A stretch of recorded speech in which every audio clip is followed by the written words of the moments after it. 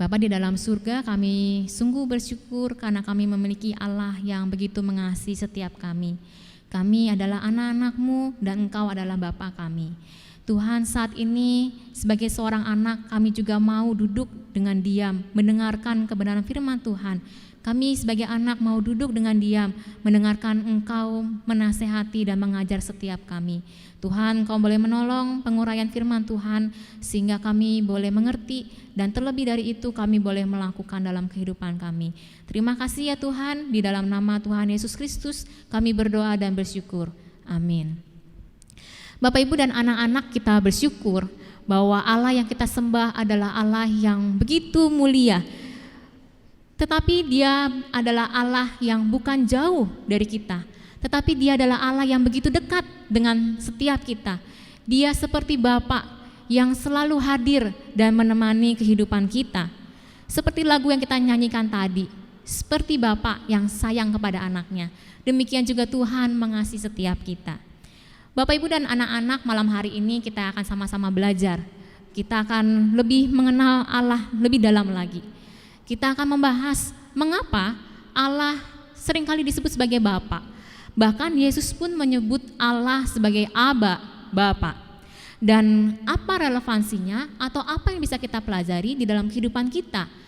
Apa yang bisa kita lakukan di dalam keluarga kita mengingat Allah adalah Bapa kita? Nah, pertama-tama Bapak, Ibu, dan anak-anak, kita perlu sekali lagi menyadari bahwa sebutan Allah sebagai Bapa bukanlah sebuah ungkapan yang dapat diartikan secara biologis, karena Allah tidak memperanakan siapapun secara biologis.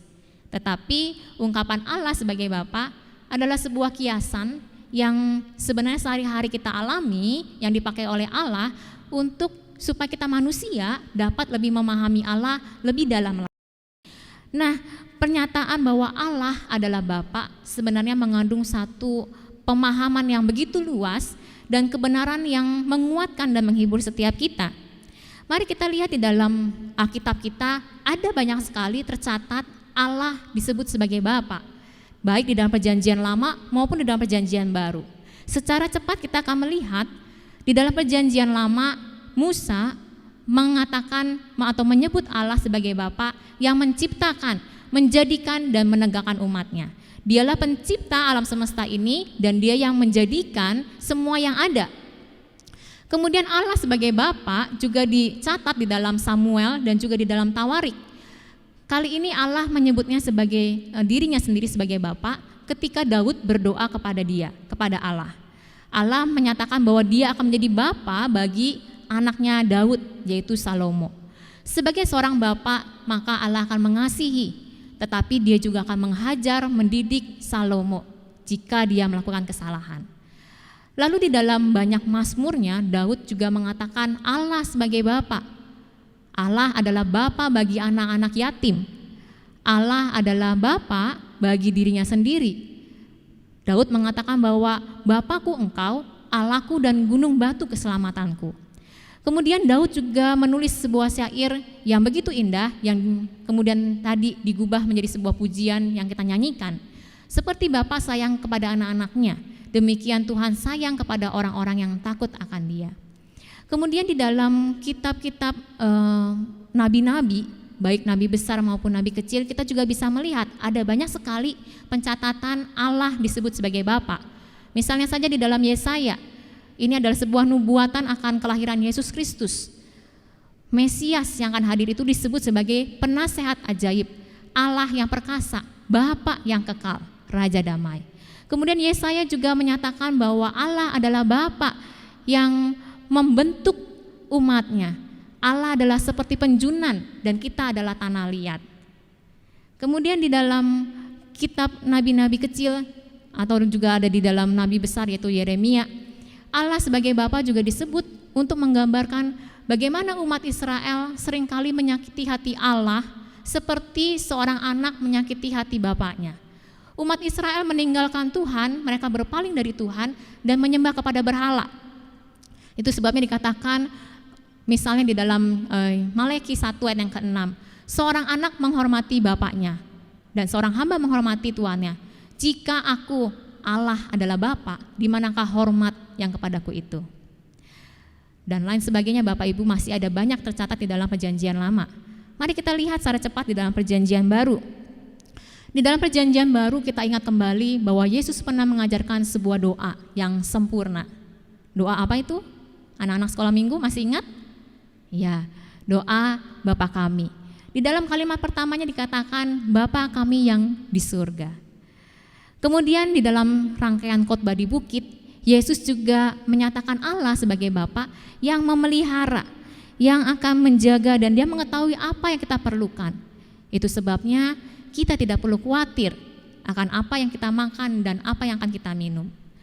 Kemudian di dalam Yohanes dan di dalam Matius 11, Bapa juga menunjukkan satu ungkapan di mana Yesus dan Allahnya adalah satu kesatuan yang tidak dapat dipisahkan. Yesus dan Bapa adalah satu. Kemudian kita bisa lihat di dalam surat-surat Paulus menyatakan banyak sekali ayat-ayat bahwa Allah adalah Bapa. Bapa yang dari mana semuanya berasal. Bapa yang penuh belas kasihan dan Allah sumber penghiburan. Dan masih banyak lagi penyebutan Allah sebagai Bapa di dalam Alkitab. Bapak Ibu dan anak-anak, dari ayat-ayat yang sudah kita lihat tadi, walaupun tidak semua yang saya tuliskan, kita bisa melihat dan bisa mengetahui secara tidak langsung mengapa akhirnya Allah itu disebut sebagai Bapa. Memang tradisi Yahudi adalah tradisi patrilineal yang sangat menekankan sosok pria. Tetapi memang seorang pria juga atau seorang bapak khususnya identik dengan seseorang yang melindungi keluarganya. Tangan bapak kuat dan perkasa yang dapat menjaga seluruh keluarganya. Bapak juga identik dengan seseorang yang biasanya memelihara, mencukupi kebutuhan keluarganya. Bapak juga identik dengan seseorang yang penuh dengan keadilan. Dia akan mengadili dan mendisiplin anak-anaknya. Itu sebabnya Bapak, Ibu, dan anak-anak, Allah digambarkan sebagai seorang bapak. Tetapi Bapak Ibu, bukan berarti Alkitab selalu menunjukkan bahwa Allah adalah Bapa dan mengabaikan sisi seorang ibu atau sisi feminim. Kita bisa lihat ada beberapa ayat di dalam Alkitab yang Allah pakai yang menggambarkan sisi feminim selayaknya seorang ibu kepada anaknya. Misalnya di dalam Yesaya 66 ayat yang ke-13 dikatakan, dapatkah seorang perempuan melupakan bayinya sehingga ia tidak menyayangi anak dari kandungannya? Sekalipun dia melupakannya, aku tidak akan melupakan engkau. Kemudian seperti seseorang yang dihibur ibunya, demikianlah aku ini akan menghibur kamu. Kamu akan dihibur di Yerusalem.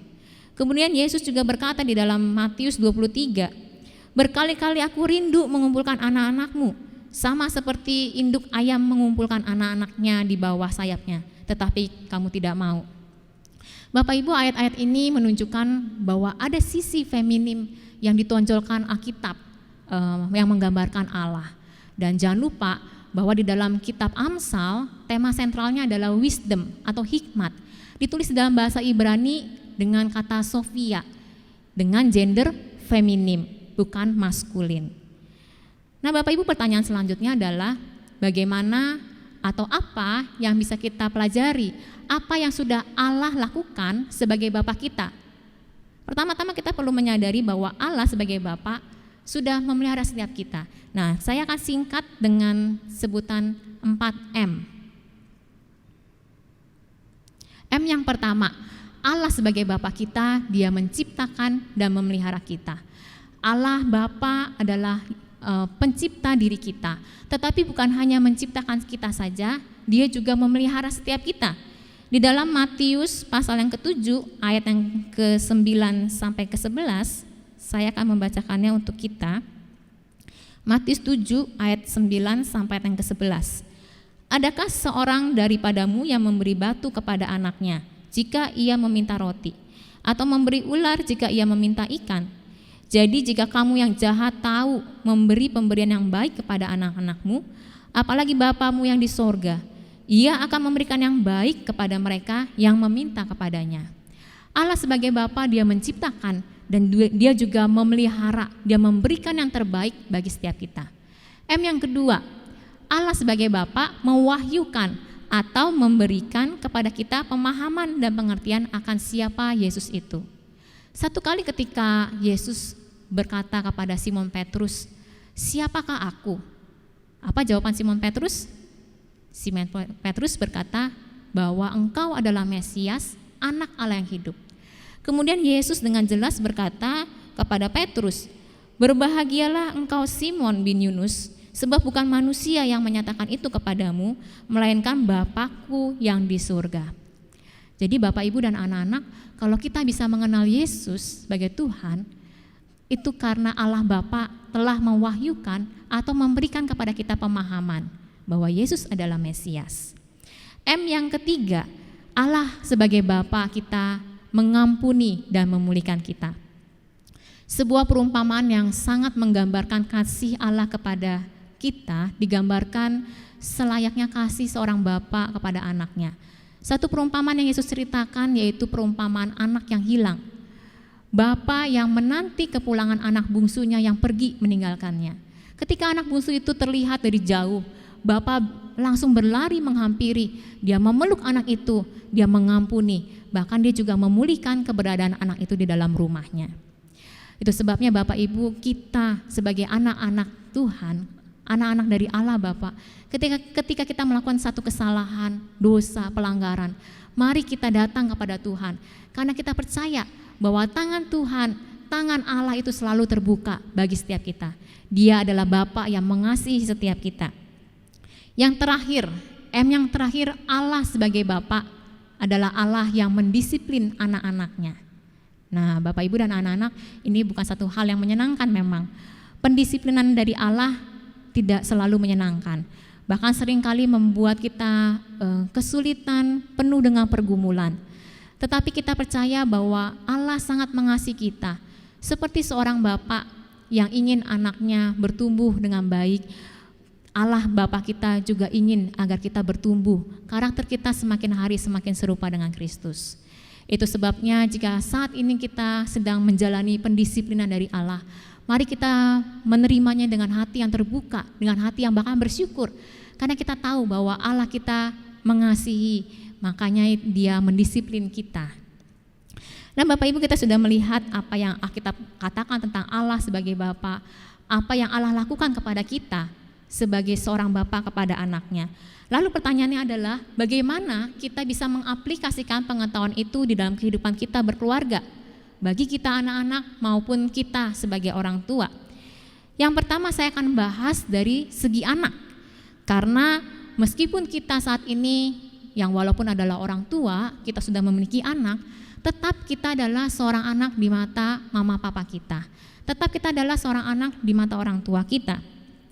Bapak, Ibu, dan anak-anak, apa yang harus kita lakukan kepada orang tua kita mengingat Allah adalah Bapa kita? Yang pertama, tentu anak-anak harus menghormati mama dan papanya. Hormatilah ayahmu dan ibumu. Ini sebuah ayat yang sering kali kita dengar. Mari anak-anak, kita akan membaca bersama-sama ayat ini. Efesus 6 ayat 1 sampai ayat yang ketiga. 1, 2, 3. Hai anak-anak, taatilah orang tuamu di dalam Tuhan, karena haruslah demikian. Hormatilah ayahmu dan ibumu. Ini adalah suatu perintah yang penting, seperti yang nyata dari janji ini, supaya kamu berbahagia dan panjang umurmu di bumi. Kita harus menghormati mama dan papa kita. Ketika kita berelasi dengan Allah, kita tahu bahwa Allah adalah sosok yang harus kita hormati, maka sesungguhnya seharusnya kita juga menghormati orang tua kita, karena mereka adalah wakil Allah di dunia ini. Hormati orang tua kita. Yang kedua, ketika kita tahu bahwa Allah adalah Bapa kita, Allah mendidik anak-anaknya, maka kita sebagai anak juga harus menerima ajaran dan didikan orang tua kita. Karena ajaran dan didikan mereka adalah hal yang istimewa, hal yang sangat berharga. Amsal 1 ayat 8-9 berkata bahwa ajaran dan didikan ayah dan ibu kita itu seperti karangan bunga yang ada di atas kepala kita dan satu kalung bagi leher kita. Memang ketika mama dan papa kita menasehati kita, menegur kita, itu seakan-akan tidak menyenangkan. Seakan-akan mereka ingin masuk di dalam kehidupan kita.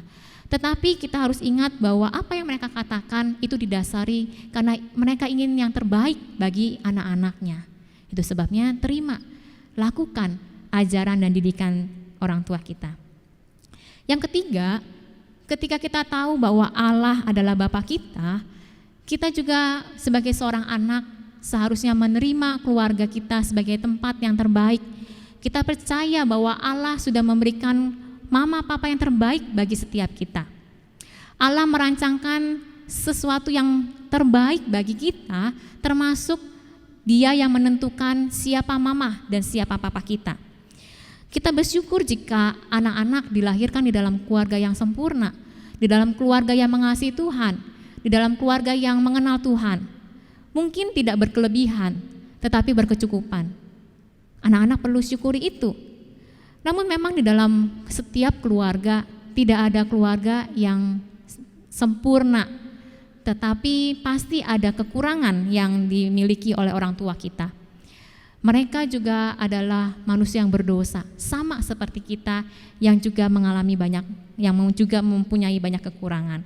Itu sebabnya ketika kita punya banyak luka hati atau kepahitan di dalam keluarga kita, mari anak-anak kita ingat bahwa keluarga adalah tempat yang Allah sediakan bagi kita untuk bertumbuh. Justru melalui pergumulan, persoalan, perbedaan pendapat, sifat, karakter, kita sama-sama belajar untuk bisa mengasihi, menerima, dan mengampuni. Dan anak-anak, ketika kita melihat bahwa orang tua kita jauh dari sempurna, mungkin ada anak-anak yang memiliki orang tua yang tidak percaya, yang sering memukul anak-anak. Anak-anak bisa ingat bahwa kita memiliki Bapa di surga yang sempurna. Dia mengasihi engkau dengan kasih yang kekal, dan kasih setia itu akan terus berlanjut di dalam kehidupan kita. Nah, mari Bapak, Ibu, dan anak-anak sampai di sini kita akan berdoa. Kita memohon pertolongan dari Tuhan agar setiap kita, anak-anak, kita dapat diberikan hati yang mau taat, yang mau mendengar, yang mau menghormati orang tua kita di dalam Tuhan.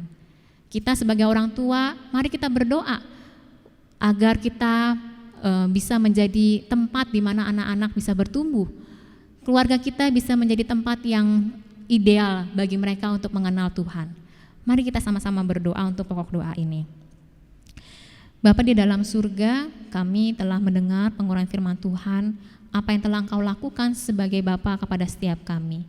Dan kami juga menundukkan hati kami untuk boleh dibentuk oleh kebenaran firman Tuhan. Kami sebagai anak-anak ya Tuhan, kami mau belajar untuk mengasihi, bahkan kami menghormati orang tua kami di dalam Tuhan. Kami menghormati Engkau sebagai Allah Bapa kami, dan Engkau telah memberikan orang tua kami sebagai wakil Engkau di bumi ini. Itu sebabnya Tuhan, berikan kepada kami hati yang mau tunduk, mendengar ajaran dan didikan mereka. Kami mau melakukan apa yang mereka nasihati. Tuhan, kami sebagai orang tua, kiranya Engkau boleh menolong setiap kami. Tuhan, berikan hikmat bagi setiap kami untuk mendidik dan membesarkan anak-anak kami. Dan biarlah keluarga kami boleh menjadi keluarga yang ideal untuk anak-anak kami boleh bertumbuh bersama. Bahkan kami sebagai orang tua juga boleh dibentuk bersama-sama dengan anak-anak kami. Semakin hari karakter kami semakin serupa dengan Kristus. Terima kasih ya Tuhan, di dalam nama Tuhan Yesus kami berdoa. Amin. Nah Bapak Ibu, tadi kita sudah mendengar apa yang seharusnya anak lakukan bagi orang tuanya. Dan kita akan melihat secara cepat apa yang harus kita lakukan sebagai orang tua kepada anak-anak kita. Allah adalah Bapa kita. Dia memberikan kita satu teladan tentang bagaimana memiliki keintiman, kedekatan. Ketika kita menyebut Allah sebagai Bapa, maka kita juga mengingat bahwa Allah mengharapkan kita memiliki kedekatan dengan anak-anak kita. Memang orang tua seharusnya dihormati, tetapi kita juga harus memiliki kedekatan dengan anak-anak kita. Ada banyak penelitian di dalam dunia psikologi yang mengatakan bahwa ada banyak dampak positif bagi anak ketika orang tuanya dekat dan intim dengan anak-anaknya. Anak-anak akan bertumbuh menjadi anak-anak yang secure dengan diri mereka. Mereka akan bertumbuh menjadi anak yang mandiri, bertanggung jawab, dan bahkan tidak memerlukan pemenuhan kasih sayang dari orang lain, karena mereka sudah merasakan kasih sayang di dalam keluarga mereka. Nah Bapak Ibu, bagaimana caranya agar kita sebagai orang tua bisa memiliki relasi yang dekat dengan anak-anak kita. Yang pertama, memang harus diawali dengan kita sebagai orang tua memiliki relasi yang intim dengan Allah Bapa. Ketika kita sudah merasakan kasih Allah di dalam hidup kita, di dalam hati kita sudah dipulihkan sebagai seorang anak di hadapan Bapa, maka kasih itulah yang kemudian bisa kita teruskan kepada anak-anak kita. Ketika kita sudah merasakan akan pemeliharaan Tuhan, akan kasih Tuhan yang tidak bersyarat, maka kita baru bisa meneruskan kasih itu kepada anak-anak kita. Kita bisa mengasihi mereka tanpa syarat, kita bisa menerima mereka apa adanya. Nah, yang kedua, Bapak Ibu, bagaimana caranya agar kita bisa memiliki kedekatan dengan anak-anak kita? Yaitu melalui waktu yang berkualitas. Nah, Bapak Ibu, waktu yang berkualitas itu bukan selalu adalah waktu yang selalu bersama-sama. Maksud saya, ketika kita berada bersama-sama di satu tempat dengan anak-anak kita, itu tidak menjamin bahwa waktu-waktu tersebut adalah waktu yang berkualitas bagi mereka. Karena bisa jadi ketika kita berada di satu tempat bersama-sama, kita sibuk dengan urusan kita masing-masing. Sebuah artikel mengatakan bahwa kehadiran orang tua bersama-sama dengan anak tetapi tidak meresponi anak mereka yang sibuk dengan urusan mereka masing-masing, itu sama dengan ketidakhadiran orang tua pada diri anak. Nah, Bapak Ibu, kita harus meluangkan waktu kita lebih banyak dengan anak-anak. Kita bersyukur di dalam masa pandemi ini kita memiliki waktu yang jauh lebih banyak dibandingkan dulu sebelum pandemi. Tetapi ternyata dari data-data yang saya baca dan saya dapat, ternyata justru di dalam masa pandemi ini ada banyak sekali kekerasan yang terjadi pada anak yang dilakukan oleh orang tua. Pandemi membuat satu tekanan, satu stres sendiri bagi orang tua yang kemudian akhirnya mereka melampiaskan kepada anak-anak mereka melalui kekerasan. Ada 3 kali lipat data yang jauh lebih banyak yang didapat dari Kementerian Perlindungan Anak. Anak-anak yang mengalami kekerasan di dalam rumah tangga, di dalam keluarga mereka. Nah, Bapak Ibu, jangan sampai perbuatan kita meninggalkan luka atau membuat hati anak kita menjadi tawar. Efesus 6 ayat yang keempat berkata, "Dan kamu bapak-bapak, janganlah bangkitkan amarah di dalam hati anak-anakmu, tetapi didiklah mereka di dalam ajaran dan nasihat Tuhan." Hal yang sama juga ada di dalam Kolose 3 ayat yang ke-21. "Hai bapak-bapak, janganlah sakiti hati anakmu, supaya jangan tawar hatinya." Memang di dalam kedua ayat ini tertulis kata bapak, tetapi ayat-ayat ini juga ditujukan kepada setiap kita para ibu. Karena kecenderungan yang terjadi adalah para ibu lebih sering menyakiti hati anaknya melalui perkataannya. Sedangkan seorang bapak seringkali menyakiti hati anaknya melalui perbuatannya. Nah, itu sebabnya kita harus terus menjaga diri kita, harus terus mawas diri, mau dikoreksi oleh kebenaran firman Tuhan, supaya jangan sampai hati anak kita menjadi tawar, hati anak kita terdapat luka dan kepahitan. Nah, Bapak Ibu, seorang Martin Luther berkata bahwa selain tongkat, kita juga harus menyiapkan apel yang diberikan kepada anak pada saat dia berbuat baik. Harus ada keseimbangan ketika kita mendidik seorang anak. Harus ada reward, tetapi juga harus ada punishment. Harus ada hukuman, tetapi juga harus ada hadiah ketika mereka melakukan hal yang baik. Nah, Bapak Ibu, kita akan melihat satu video, sebuah ungkapan seorang anak kepada mama dan papanya. Di dalam obrolan singkat saya dengan anak ini, ternyata anak ini memiliki kedekatan dengan kedua orang tuanya, baik dengan mama ataupun dengan papanya. Kita bisa sama-sama belajar, kita sebagai orang tua, kita bisa meluangkan waktu kita melakukan hal yang disenangi oleh anak-anak kita. Mungkin bukan hal yang sama antara mama dan papa, tetapi ternyata itu membekas di dalam hati anak-anak kita dan khususnya anak ini. Dan kita akan juga mendengar harapan dia kepada mama papanya. Halo, selamat malam Bapak Ibu dan teman-teman. Nama saya Kendrick, kelas 6, umur saya 11 tahun. Saya selalu dekat bersama mama dan papa. Saya selalu menghabiskan waktu bersama mama untuk menonton TV. Dan kalau sama papa, saya selalu menghabiskan waktu bersama untuk bermain keyboard bareng. harapan buat mama supaya selalu menjaga saya setiap sedih atau senang. Dan harapanku buat papa supaya sehat dan bisa ngebanggain saya. Terima kasih, Tuhan Yesus memberkati. Bapak, Ibu, dan anak-anak, mari saat ini kita berdoa. Bagi kita orang tua, kita berdoa agar kita diberikan kerinduan untuk berelasi dengan Allah Bapa. Mari kita berdoa agar hati kita dipenuhi dengan kasih dari surga, sehingga kita dapat meneruskan kasih itu kepada anak-anak kita tanpa syarat dan tidak membandingkan anak-anak kita satu sama lain. Mari kita sebagai anak-anak kita berdoa untuk mama dan papa kita, agar Tuhan memberikan hikmat untuk mendidik kita dan membesarkan kita. Mari kita sama-sama berdoa. Bapa di dalam surga, kami sekali lagi datang di hadapan Tuhan. Tuhan, kiranya Engkau menolong dan memampukan setiap kami. Kami sebagai orang tua, kami tahu bahwa tugas kami tidaklah mudah dalam mendidik dan membesarkan anak-anak kami.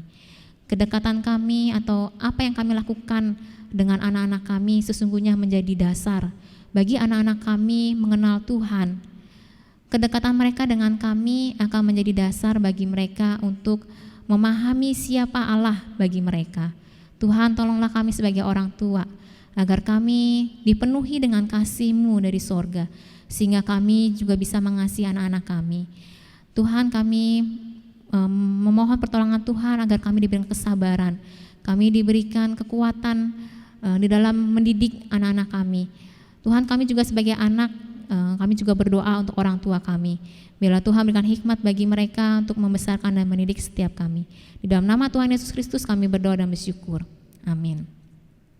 Bapak, Ibu, dan anak-anak, sebelum saya menutup ibadah doa malam hari ini, saya akan merangkumkan secara singkat kebenaran firman Tuhan dan mari kita lakukan secara bersama-sama dalam kehidupan kita. Bagi anak-anak harus ingat bahwa Allah telah merancang dan memberikan keluarga yang terbaik bagi setiap kita. Hormati ayahmu dan ibumu, dengarkan dan taati perintahnya di dalam Tuhan. Sadari bahwa mereka mengasihi engkau. Dan di atas semuanya itu, anak-anak harus ingat bahwa Allah sungguh mengasihi anak-anak sebagai Bapa yang sempurna. Kemudian bagi kita orang tua, kita perlu mengingat bahwa Allah waktu menyebut dirinya sebagai Bapa, Dia rindu untuk memiliki relasi yang intim dengan kita. Mari kita meluangkan waktu kita berelasi tiap-tiap hari dengan Allah. Kemudian Bapa selalu memberikan yang terbaik bagi anak-anaknya. Itu sebabnya kita sebagai orang tua tidak perlu khawatir, tidak perlu cemas dalam menjalani masa pandemi ini. Yang ketiga, dengan kasih dari Bapa, mari kita sebagai orang tua mengasihi anak-anak kita tanpa syarat. Kita memiliki kedekatan dengan mereka. Kita luangkan waktu kita untuk bisa ngobrol, untuk bisa bercengkrama dengan mereka. Anak-anak kita jauh lebih membutuhkan perhatian kita ketimbang hal apapun di dunia ini. Dan yang terakhir, kita perlu ingat bahwa pengalaman anak-anak kita bersama dengan kita itu sesungguhnya menjadi dasar atau modal bagi anak-anak kita mengenal Allah Bapa. Mari sama-sama kita akan tutup di dalam doa. Bapa di dalam surga, terima kasih untuk kebaktian doa Rabu malam hari ini. Tuhan, kami sama-sama belajar sebagai anak, sebagai orang tua. Kami bersyukur kami memiliki Allah yang sempurna, Bapa yang mengasihi kami, Allah yang selalu ada bagi setiap kami, mengampuni dan memulihkan setiap kami. Tuhan, tolong agar kami tidak hanya mendengar firman Tuhan, tetapi kami boleh melakukannya di dalam keluarga kami. Tuhan, tolong keluarga kami, hadirlah di dalam keluarga kami, menjadi tuan, menjadi kepala, menjadi pemilik keluarga kami. Di dalam nama Tuhan Yesus Kristus kami berdoa dan bersyukur. Amin.